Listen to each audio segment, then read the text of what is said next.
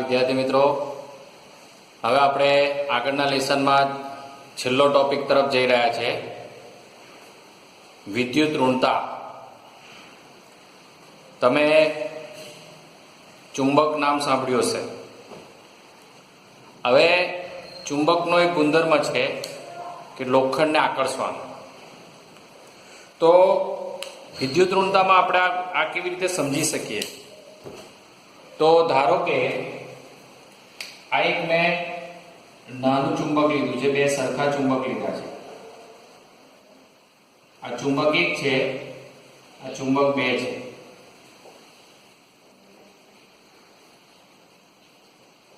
એમની વચ્ચે મેં આ લોખંડની ખીલી મૂકી છે.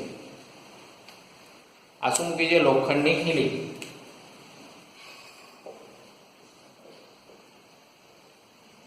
બંને ચુંબક સરખા જ છે, એક સરખી ચુંબકીય ક્ષમતાવાળા છે.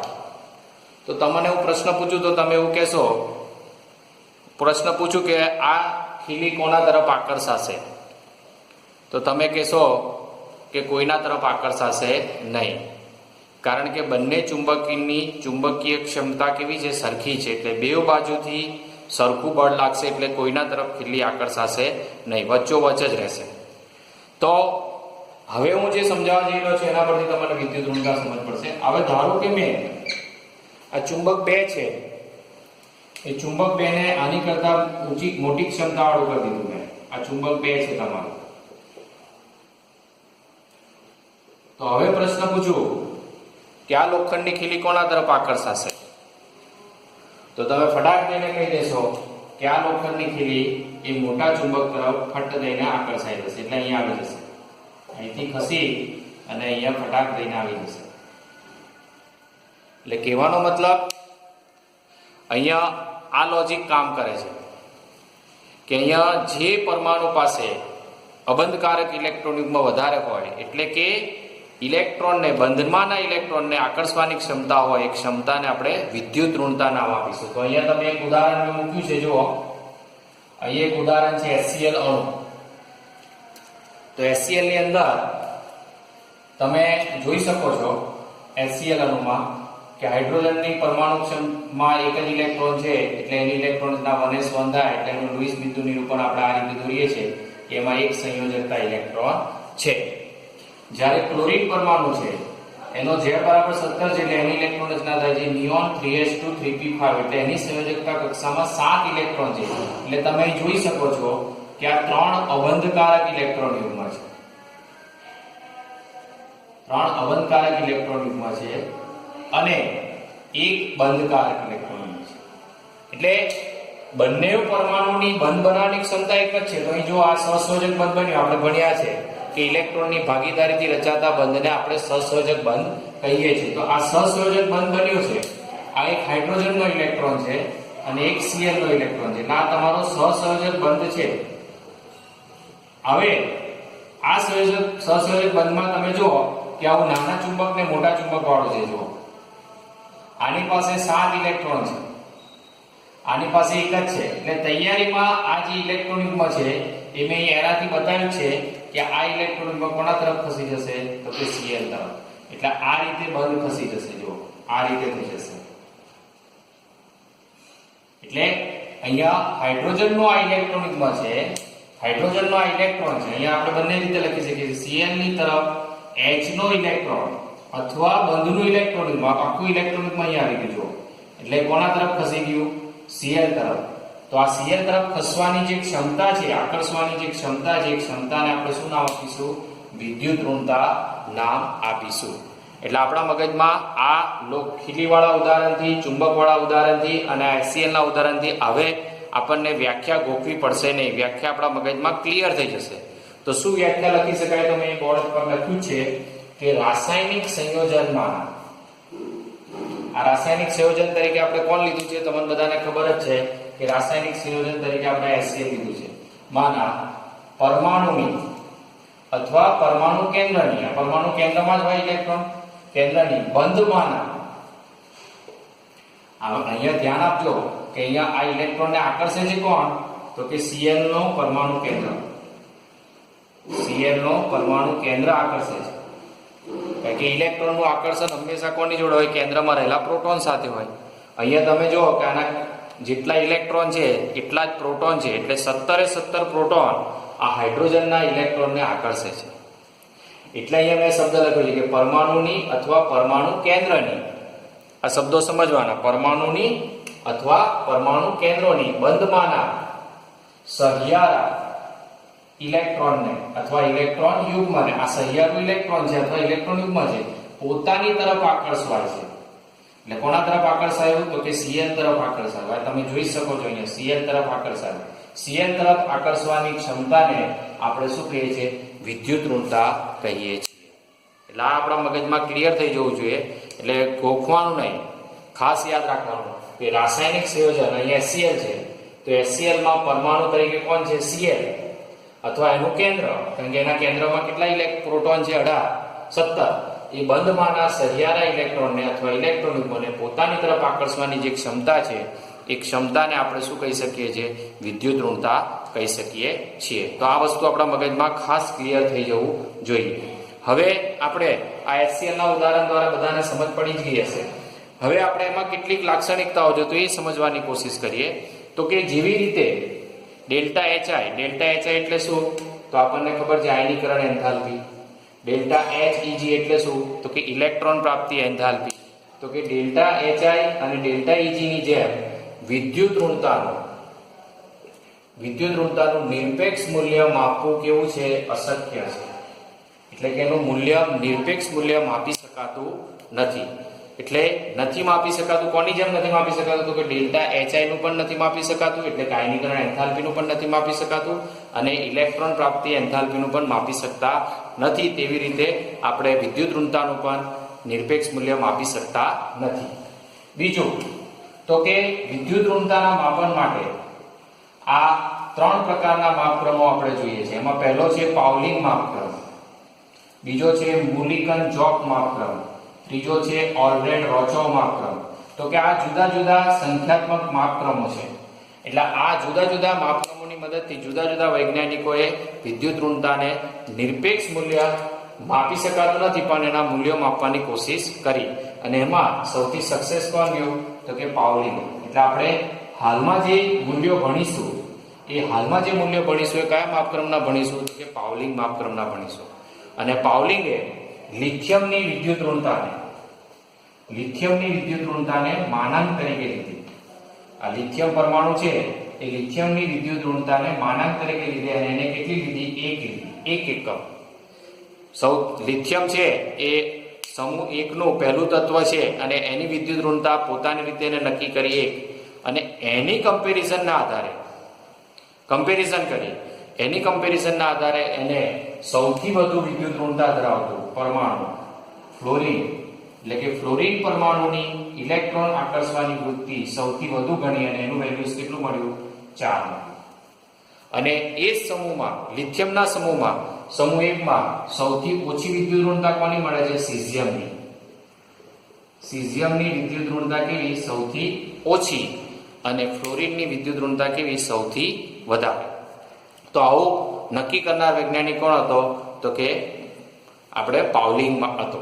અને પાઉલિંગે આપણે લિથિયમને માનાંક તરીકે એક વિદ્યુત ઋણતા લીધી. તો આ વસ્તુ પણ આપણા મગજમાં ક્લિયર હોવી જોઈએ. હવે આપણે ખાસ વાત કરવાની છે સમૂહ અને આવર્તની.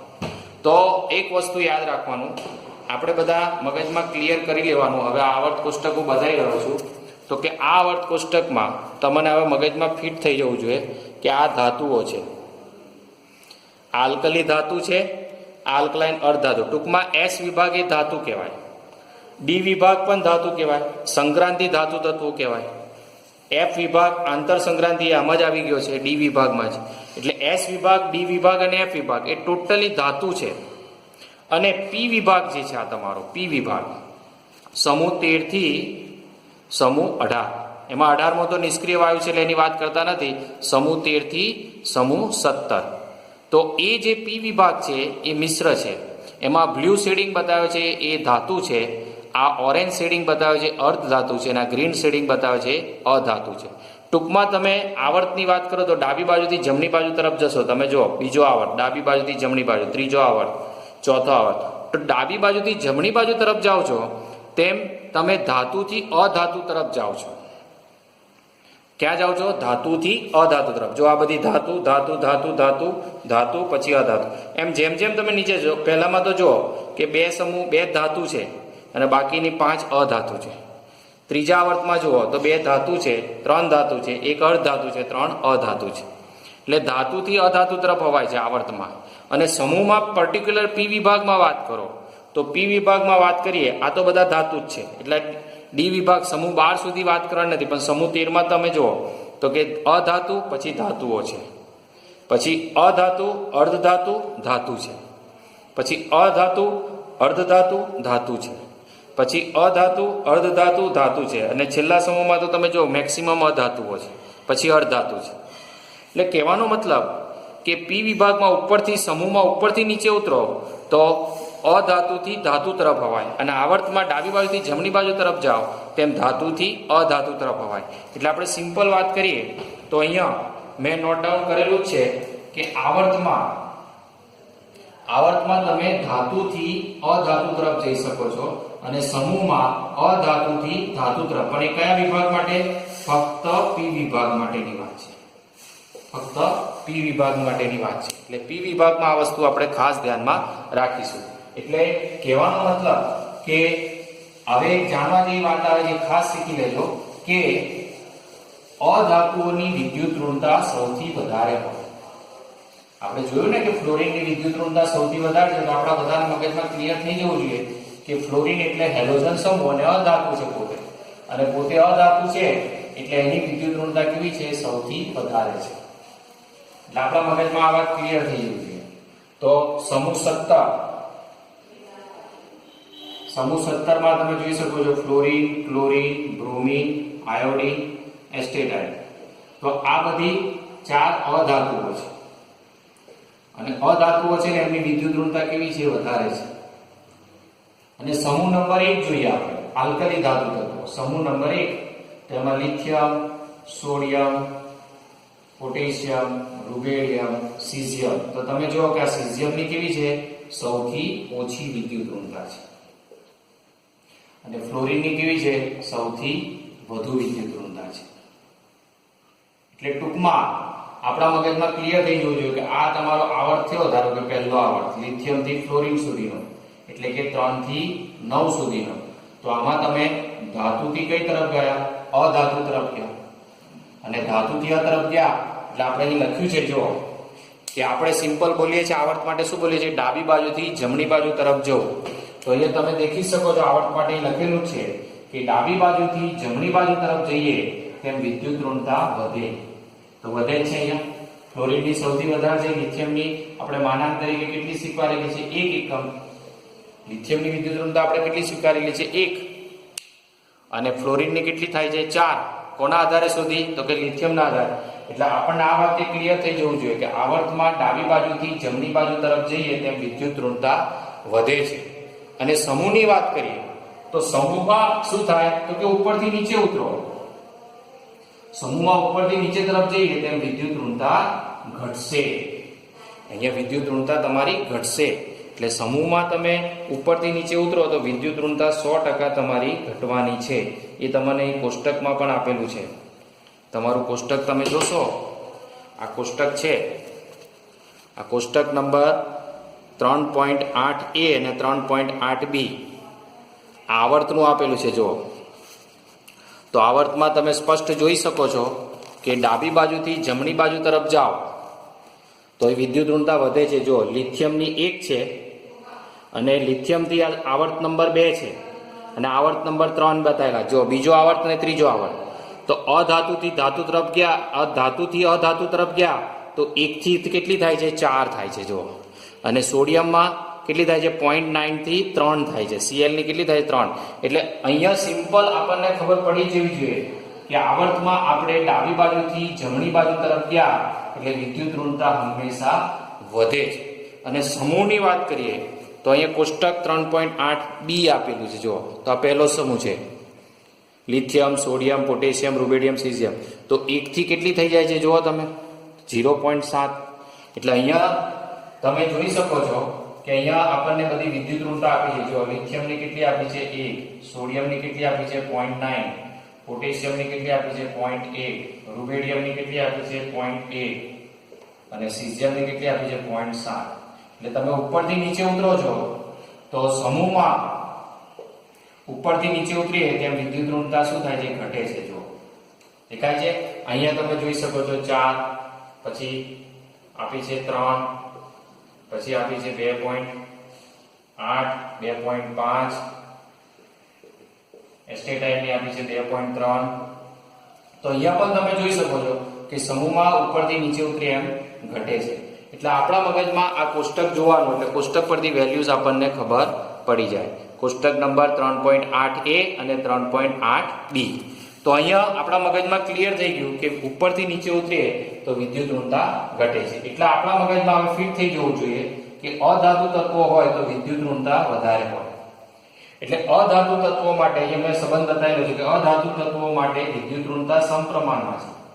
કે અધાતુ તત્વો હોય તો વિદ્યુત ઋણતા વધે છે અને ધાતુ તત્વો માટે વિદ્યુત ઋણતા કયા પ્રમાણમાં છે? વ્યસ્ત પ્રમાણમાં છે. એટલે ધાતુઓની વિદ્યુત ઋણતા કેવી હોય? ઓછી હોય. અધાતુની વિદ્યુત ઋણતા કેવી હોય? વધારે હોય. એટલે આ વસ્તુ આપણા મગજમાં ખાસ ક્લિયર થઈ જવું જોઈએ. તો અહીંયા આપણા એક અગત્યનો ટોપિક વિદ્યુત ઋણતા વિશે આપણને ખાસ સમજ પડી. હવે પ્રશ્ન પૂછાય છે કે ઇલેક્ટ્રોન પ્રાપ્તિ એન્થાલ્પી અને વિદ્યુત ઋણતા આ બે વચ્ચે શું તફાવત છે? તો એ તફાવત આપણા મગજમાં ખાસ ક્લિયર થઈ જવો જોઈએ કે શું તફાવત છે. તો સિમ્પલ આપણે પરીક્ષામાં પણ આના વિશે પૂછાય છે કે તફાવત લખો વિદ્યુત ઋણતા અને ઇલેક્ટ્રોન પ્રાપ્તિ એન્થાલ્પી. તો આપણને તફાવતમાં ઘણી બધી બાબતો પૂછાય તો આવડવી જોઈએ. તો પહેલી જ બાબત આપણને ખબર છે કે ઇલેક્ટ્રોન પ્રાપ્તિ એન્થાલ્પી એટલે શું? તો કે ઇલેક્ટ્રોનનો સ્વીકાર કરે, ઇલેક્ટ્રોનનો સ્વીકાર કરી અને પોતે ઋણાયન બને છે. પોતે શું બને છે? ઋણાયન બને છે. અને વિદ્યુત ઋણતા તો શું છે? તો કે ઇલેક્ટ્રોનને આકર્ષવાની વૃત્તિ છે.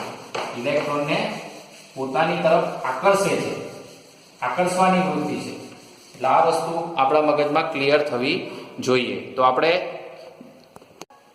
આપણે હવે તફાવત લઈએ છીએ ઇલેક્ટ્રોન પ્રાપ્તિ એન્થાલ્પી ડેલ્ટા EgH અને વિદ્યુત ઋણતા.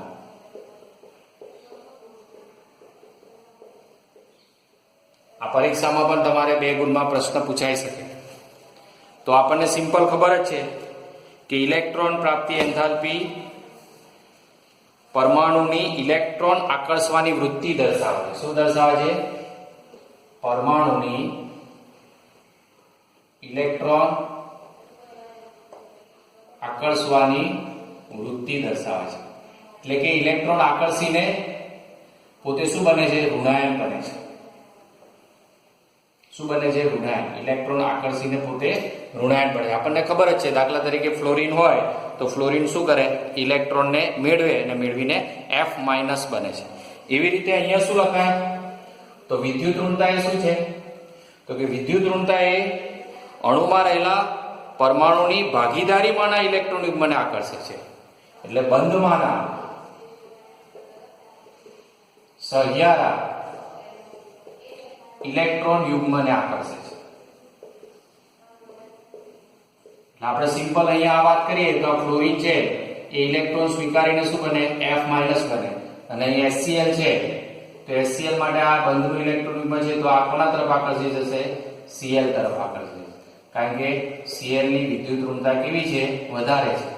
એટલે બે પરમાણુમાં જેની વિદ્યુત ઋણતા વધારે હોય તેના તરફ આકર્ષાય જાય. એટલે આ વસ્તુ સિમ્પલ છે. પછી આનું મૂલ્ય પ્રાયોગિક રીતે માપી શકાય છે. પ્રાયોગિક રીતે મૂલ્ય માપી શકાય છે. જ્યારે આનું નિરપેક્ષ મૂલ્ય માપી શકાતું નથી. આપણે હવે જોયું નિરપેક્ષ મૂલ્ય માપી શકાતું નથી.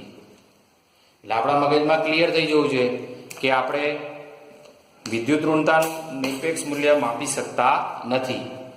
જ્યારે પેલાનું પ્રાયોગિક મૂલ્ય માપી શકીએ છીએ. પછી ઇલેક્ટ્રોન પ્રાપ્તિ એન્થાલ્પી છે ડેલ્ટા Heg છે એ આપણે ઇલેક્ટ્રોન વોલ્ટ પ્રતિ પરમાણુ અથવા કિલો જૂલ પ્રતિ મોલ, કિલો જૂલ પ્રતિ મોલ ઇન્વર્સ અથવા કિલો કેલરી પ્રતિ મોલ ઇન્વર્સ આવા એકમોમાં માપી શકીએ છીએ. આ બધા એકમો જુદા જુદા ઇલેક્ટ્રોન વોલ્ટ પ્રતિ પરમાણુ અથવા કિલો જૂલ પ્રતિ મોલ અથવા કિલો કેલરી પ્રતિ મોલ જેવા એકમોમાં આપણે માપી શકીએ છીએ. જ્યારે અહીંયા યાદ રાખવાનું કે આને એકમ હોતો નથી, એકમ હોતો નથી. કેમ? તો કે વિદ્યુત ઋણતા એ શું છે? સંખ્યા છે. આપણે જોયું ને ફ્લોરિનની લિથિયમની કેટલી લખીએ છીએ તો કે 1 એકમ, ફ્લોરિનની કેટલી લખીએ છીએ તો કે 4, ક્લોરીનની કેટલી લખીએ છીએ તો કે 3. આ બધું આપણે જોયું. સીઝિયમની સૌથી ઓછી તો કેટલી લખીએ છીએ? સીઝિયમની 0.7 આપણે જોયું. તો આ સંખ્યા છે એટલે એનું કોઈ માપન થઈ શકતું નથી. પછી ચોક્કસ તત્વ માટે તેનું મૂલ્ય અચળ હોય છે. ઇલેક્ટ્રોન પ્રાપ્તિ એન્થાલ્પીનું મૂલ્ય કેવું? ચોક્કસ તત્વ માટે, ચોક્કસ તત્વ માટે અચળ હોય છે. જ્યારે અહીંયા કેવું હોય છે? તત્વની વિદ્યુત ઋણ મૂલ્ય અચળ હોતું નથી. મૂલ્ય સંકરણ પ્રકાર, ઓક્સિડેશન અવસ્થા, એટલે અહીંયા યાદ રાખવાનું કે મૂલ્ય ચોક્કસ નથી. તો ચોક્કસ નથી તો શું? તો કે સંકરણનો પ્રકાર આપણે ભણીશું એટલે ખબર પડશે. સંકરણનો પ્રકાર. પછી બીજું છે ઓક્સિડેશન અવસ્થા, ઓક્સિડેશન અવસ્થા. આ બે મુદ્દા પર આધાર રાખે છે મૂલ્ય. આ વસ્તુ ખાસ યાદ રાખવાનું. અને છેલ્લું, આપેલ સમૂહ કે આવર્તમાં તેની આવર્તિતા નિયમિત હોતી નથી. સમૂહ હોય કે આવર્ત હોય એમાં નિયમિત આવર્તિતા હોતી નથી. નિયમિત આવર્તિતા હોતી નથી. નિયમિત એટલે શું? તો આપણે સિમ્પલ વાત કરી ગયેલા ફ્લોરિન, ક્લોરીન, બ્રોમિન, આયોડિન. તો ફ્લોરિનની ડેલ્ટા Hg કેવી છે? ક્લોરીન કરતા કેવી છે? ઓછી છે. આમ તો ખરેખર આપણે શું થવું જોઈએ? નિયમ પ્રમાણે ઉપરથી નીચે ઉતરીએ તો વધવું ઘટવું જોઈએ ને, સળંગ રહેવું જોઈએ. પણ એવું સળંગ નથી. તમે કોષ્ટકમાં જોજો, ફ્લોરિન કરતા ક્લોરીનની ડેલ્ટા Heg કેવી છે? વધારે. ક્લોરીનની વધારે છે, ફ્લોરિનની ઓછી છે. તો આમાં નિયમિત આવર્તિતા હોતી નથી. એટલે કહેવાનો મતલબ શું? કે સમૂહ હોય કે આવર્ત હોય, અપવાદ જોવા મળે છે. જ્યારે આમાં આવર્તિતા કેવી હોય છે? નિયમિત હોય છે. હમણાં જ મેં ઉદાહરણ લખીને બતાવ્યા. કોષ્ટક 3.8a એ તમારે આવર્ત માટે અને કોષ્ટક 3.8b એ તમારે સમૂહ માટે. એના મૂલ્યો જોજો એટલે ખબર પડી જશે કે આવર્તિતા કેવી છે? નિયમિત છે. એટલે ખાસ આપણા મગજમાં આ વસ્તુ ક્લિયર થઈ જવી જોઈએ. વિદ્યુત ઋણતાનો ટોપિક આપણા મગજમાં બહુ જ ક્લિયર થઈ જવો જોઈએ. હવે અહીંયા એક પ્રશ્ન પૂછાય છે, એ આપણે થોડુંક જાણી લઈએ શીખવા માટે. તો આ રીતે તમે તફાવત લખી શકશો. તમને પેમ્પલેટ મૂકીશું એટલે તફાવત સમજ પણ પડશે. હવે એક પ્રશ્ન છે, એ પ્રશ્ન સમજીએ શું કહેવા માંગે છે તે. પ્રશ્ન પૂછ્યો છે કે નાઇટ્રોજનના બધા સંયોજનમાં નાઇટ્રોજનની વિદ્યુત ઋણતા પાઉલિંગ માપક્રમ મુજબ 3 હોય છે. શું કીધું છે? નાઇટ્રોજનના બધા સંયોજનમાં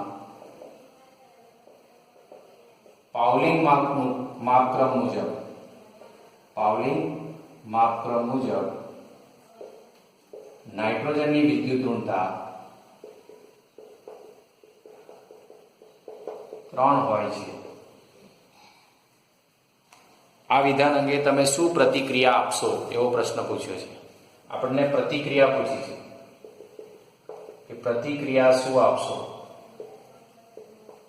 શું કીધું? ફરીથી, નાઇટ્રોજનના બધા સંયોજનમાં પાઉલિંગ માપક્રમ મુજબ નાઇટ્રોજનની વિદ્યુત ઋણતા કેટલી સ્વીકારેલી છે? 3. તો શું કહી શકાય? તો કે આ વિધાન ખોટું છે એવું કહે છે. આ વિધાન કેવું છે? ખોટું છે. આપણે ભણી ગયા, તફાવતમાં પણ આવી ગયું કે ઇલેક્ટ્રોન પ્રાપ્તિ એન્થાલ્પીના મૂલ્ય અચળ હોઈ શકે, પરંતુ વિદ્યુત ઋણતાના મૂલ્ય અચળ હોઈ શકે નહીં. એટલે પ્રતિક્રિયા શું છે? તો કે આ વિધાન ખોટું છે. n નું મૂલ્ય બધા સંયોજન માટે n નું મૂલ્ય બધા સંયોજન માટે 3.0 હોઈ શકે નહીં. 3.0 હોઈ શકશે નહીં. કેમ? તો કે આપણે તે ઘડે કીધું હતું કે બે વસ્તુ આવે, એક સંકરણનો પ્રકાર અને બીજું ઓક્સિડેશન અવસ્થા. આપણે અચળ મૂલ્ય માટે બે શબ્દો લીધેલા, એક સંકરણનો પ્રકાર પરમાણુનો, એટલે અહીં કયો પરમાણુ છે? નાઇટ્રોજન પરમાણુ છે, તેનો સંકરણનો પ્રકાર, અને બીજું વેલ્યુ કયું યાદ રાખવાનું? તો કે ઓક્સિડેશન અવસ્થા. આ તફાવતમાં આપણે લખ્યું જ છે. ઓક્સિડેશન અવસ્થા એટલે માથા પર એનો વીજભાર. તો અહીં આપણને બે વસ્તુ મગજમાં ક્લિયર હોવી જોઈએ કે મૂલ્ય આ બે બાબતો પર આધાર રાખે. n પરમાણુનું મૂલ્ય એક તો સંકરણનો પ્રકાર અને ઓક્સિડેશન અવસ્થા પર આધાર રાખે. તો અહીં આપણને એક ઉદાહરણ રૂપ આપ્યું છે, જુઓ કે જેમ પરમાણુની ધન ઓક્સિડેશન અવસ્થા વધે, એક જાણવા જેવું આપ્યું છે અહીંયા કે જેમ પરમાણુની ધન ઓક્સિડેશન સ્થિતિ અથવા ધન ઓક્સિડેશન અવસ્થા વધે તેમ વિદ્યુત ઋણતા વધે. આ શબ્દ યાદ રાખો કે જેમ આ કીધું ને ઓક્સિડેશન અવસ્થા પર આધાર રાખે, એટલે કે જેમ ઓક્સિડેશન અવસ્થા ધન થતી જાય પોઝિટિવ, તેમ વિદ્યુત ઋણતા વધે. તો એના માટે અહીંયા આપણને બે આપ્યા છે. NO2 માં n ની વિદ્યુત ઋણતા NO માં n ની વિદ્યુત ઋણતા કરતા વધારે છે. જો NO2 અને NO, તો આમાં n ની વિદ્યુત ઋણતા આમાં +4 છે અને આમાં કેટલી થશે? +2 થશે. તો આમાં ઓક્સિડેશન અવસ્થા કોની વધારે છે? NO ની. એટલે NO2 માં વિદ્યુત ઋણતા કેવી છે? વધારે છે. અને NO માં વિદ્યુત ઋણતા કેવી છે? ઓછી છે. કેમ ઓછી છે? તો હવે સમજ પડી ગઈ કે NO2 માં n નો ઓક્સિડેશન અવસ્થા કેટલી છે? +4. અહીંયા આપણે વાક્ય ભણ્યા છે કે જેમ પરમાણુમાં ધન ઓક્સિડેશન અવસ્થા વધે તેમ વિદ્યુત ઋણતા વધે. તો આમાં +4 છે અને આમાં +2 છે, એટલે સ્વાભાવિક છે કે આની વિદ્યુત ઋણતા વધારે. એટલે આવો MCQ તમને નીટની પરીક્ષામાં પણ પૂછાય તો આવડવું જોઈએ. ઉપરાંત જેમ સંકરણમાં S કક્ષકનું વલણ વધારે, હવે સંકરણ માટે આપ્યું છે કે જેમ સંકરણમાં S કક્ષકનું વલણ વધારે, S કક્ષકનું વલણ વધારે તેમ વિદ્યુત ઋણતા વધે. વિદ્યુત ઋણતા વધે.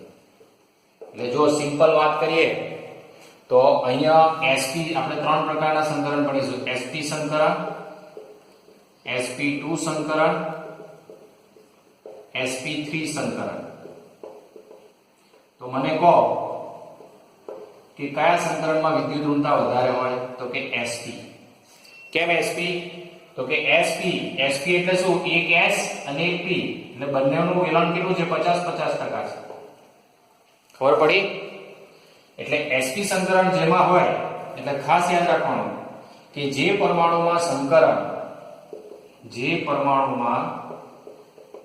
સંકરણ sp તેની વિદ્યુત ઋણતા કેવી? વધારે. એટલે હવે આમાં સંકરણ કેવી રીતે શોધવાનું એના પછીના ચેપ્ટરમાં આવશે. સંકરણ વિશે ત્યાં ડિટેલમાં ભણીશું, પણ આટલું યાદ રાખજો. હવે આમાં sp2 એટલે એક s અને 2p, એટલે આપણે 100/3 કરશું, 3 પર થાય ને એટલે 33% જેવું થાય, 33.33. એટલે આમાં s ની કેટલી થઈ? 33.33%. અને આમાં તો 1s અને 3p, એટલે આમાં તો s ની કેટલી ટકા થઈ? 25%. એટલે ટૂંકમાં જેમ ટી કક્ષક વધતી જાય છે તેમ S નું શું થઈ જાય છે? S નું વલણ ઘટતું જાય છે. અહીંયા તો આપણે શું કીધું? S નું વલણ વધારે હોય તેમ વિદ્યુત ઋણતા વધારે. એટલે આ બે ટોપિક ખાસ યાદ રાખવાના અને આમાંથી ઘણીવાર તમારે MCQ પૂછાય છે. તો અહીંયા આપણો એક અગત્યનો ટોપિક પૂરો થયો, વિદ્યુત ઋણતા. હવે એક લાસ્ટ લેક્ચર બાકી રહેશે, ઓક્સિડેશન અવસ્થા, અને ત્યાર પછી આપણું આ ચેપ્ટર પૂરું થશે. તો આપણે હવે નેક્સ્ટ ટાઈમ લાસ્ટ લેક્ચર લઈ અને આ ચેપ્ટર પૂર્ણ કરીશું. ઓકે.